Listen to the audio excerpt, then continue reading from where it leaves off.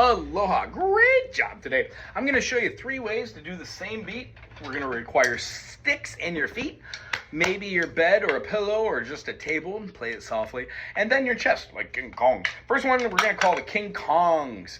For this one, what I'd like you to do is put both of your hands and or your curled up fists, if you will, over the top of both of your sides, left and right. When we do this, we're going to be doing them together. 1, 2, 3, 4, and then the 5th one we're going to do together, but then we're going to have a beat right in between it. It's going to look like this: 1, 2, 3, 4, 1 and 2 and 3 and 4 and. Each one of those is the same where they're together and then by itself, together by itself, together by itself. You do that 4 times. These are always, in the beginning, going to be linked in groupings of 4, meaning you're going to go ha, ha, ha, ha, ha, ha, ha, ha, ha, ha, ha, ha, la, la, la, la, la, la, la, la, la, la, la, la, 1, 2, 3, 4, 1 and 2 and 3 and 4 and 1, 2, 3, 4, 1 and 2 and 3 and 4 and quarter, quarter, quarter, quarter, 8th note, 8th note, 8th note, 8th note. When we do these, if you can't do them at that speed, then you slow down. These are called the rudiments of music. Any drummer that drums, like us, buddy, we play with our sticks not at the bottom, not in the middle, not at the tip, but we kind of do it in 2/3. This is 1/3, 2/3, and then another third.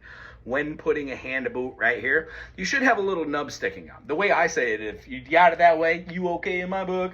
Take that stick, put it out the end of your okay. Again, okay, put it right through the middle. Leave a little nub here, take those fingies and wrap it, and never leave those fingies. You don't really want the mini pro pinky going on the way out like you're sipping tea. Although, you can, I do it all the time. But I've been trying to wrap this around as well, and then use that pinky later for a little bit more stability on the cymbals. We'll get to that.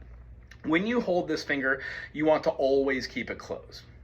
In the beginning, you're going to develop your own feeling for this, but this is standard. When we do this, we've already talked about it, but when we do this, the 3 pillars of music are the arms, the wrists, and then the fingers. So when we play, you and I will never be doing fingers right now, maybe in a couple months if we're doing it. This is kind of the way where we hold our tips so we can get the same type of beats we're working on, and there's more flair. This is more like a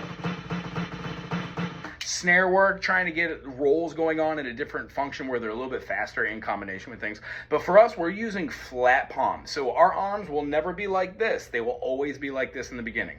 The way we see that is if we put the stick over the top and right back at our wrist, it really doesn't allow us to go all the way up.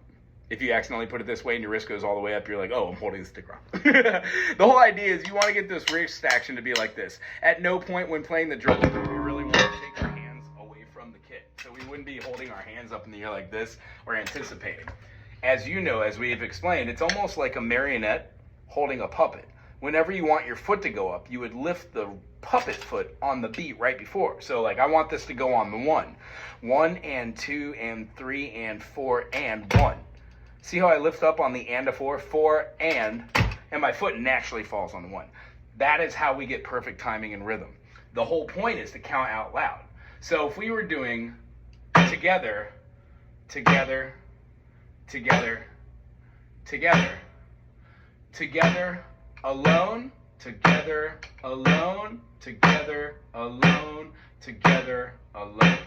That would be on the kit with sticks, the exact same thing that we were doing. When we try this with different feet or arms, we are just basically playing the patterns. So this week, what I'd like you to do is try playing together and alone with every hand. These 2, with or without sticks, would look like this. Together, alone. Together, alone. You might remember this from one of our patterns, which was this. Take a deep breath. 1, 2, ready, go. This is the first exercise that I start off every single student with, so we can start getting single strokes. Single stroke is the most important stroke when beginning. It allows us to keep our fingers closed over here, our fingers wrapped, and our palms down, while still feeling the stick. A firm stick has no give. It also has no bounce. It has no retention. What we're looking for is to have our hand not tight, but loose, unto which when you smack the stick, it bounces back up. The Moeller the Moeller technique introduces the concept of holding the stick loosely with a firm pinch here and then allowing the stick to get a rebound in a secondary beat. One and. This is how we achieve eighth notes in a fashion where slowly it's kind of awkward, but when we practice this technique and we don't tap, tap, tap, tap, it gives us the ability to do eighth notes a little bit quicker. And that allows us to go around the kit a little bit more efficiently. We're not tap tapping, we're doing a single stroke and getting 2 beats. And efficiently, you can also do it and get 3 strokes. You can get 16 strokes, but that is for another lesson. This week, right, right, right, right, right, right, right, right. These are our right foot, right hand. Adding the left one in gave us our basic beat. 1 and 2 and 3 and 4 and bass on the 1, snare on the 3.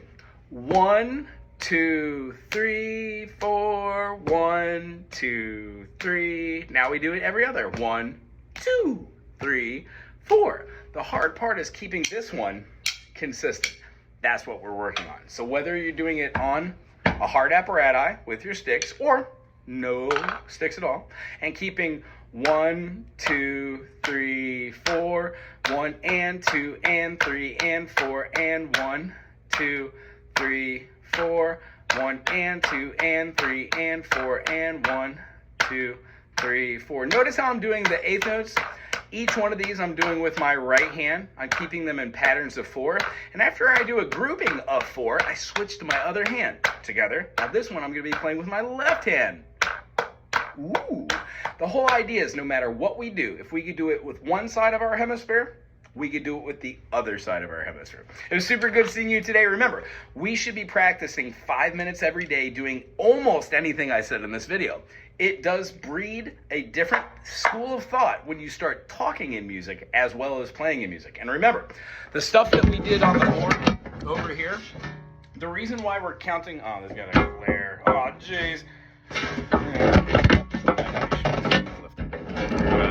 The things we did here are for a purpose. The whole idea behind this is when we have 1, 2, 3, 4, they fall on the downbeat. We are always going to be counting our upbeat, and then we alternate patterns. These are the things that we need to sit down and practice without the kit. And then when we get back to the kit, it's so much more efficient. It's so much easier to do. So if we have something like this, 1, 2, 3, 4. 1. 1. Now don't hold your foot in the air and wait for the 1. That would be too much energy. Wait for the and of 4, which means you should count 1 and 3 and 4 and. See how that foot efficiently came up? What about this hand? Well, if I wanted to go down on the 2, I'm going to have to lift it on the and of 1. So here's our 1 and. Oh, that worked and felt great. When we go over these basic rhythms and put them on the drum set, it shouldn't feel foreign because we're counting out loud. So next week, count out loud quiz. We're going to have you just sit here and go 1 and 2 and 3 and 4 and. And the whole idea is here's what we want to get to. Want to be able to get to the point where we could have one hand doing something like this. This is the bass and the ride. They're both playing together. When I double the ride, it shouldn't change the note value of the bass. Going back and forth between the two is how you become a more efficient player. When you get this, that's when we add in something other than the eighth notes, like the 16th.